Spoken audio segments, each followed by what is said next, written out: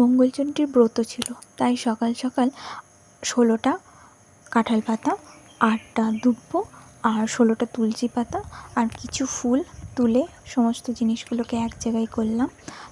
8টা চাল লাগে আর 16টা গোটা মুগ আর 16টা জব লাগে, 16টা তুলসী পাতা এবং সমস্ত জিনিসগুলোকে এক জায়গায় সাজিতে গুছিয়ে নিলাম।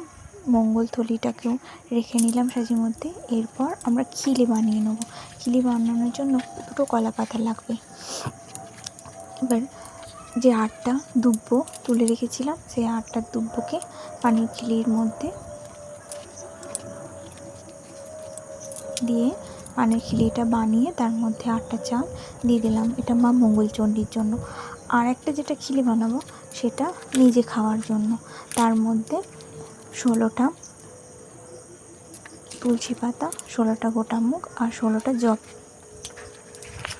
সেকেন্ড খিলি যেটা বানানো হলো তুলসী পাতা, গোটা মুগ আর জব দিয়ে, ওটা কলা দিয়ে গজ গিলতে হয়। এবার 2টো খিলিকে নিয়ে আমি সাজির মধ্যে রেখে দেব আর ধূপ আর মোমবাতি রেখে নিলাম। 16টা বেলপাতাও লাগে। সমস্ত কিছু গুছিয়ে নিয়ে মন্দির গিয়ে সুন্দরভাবে পুজো দিয়ে এসেছিলাম।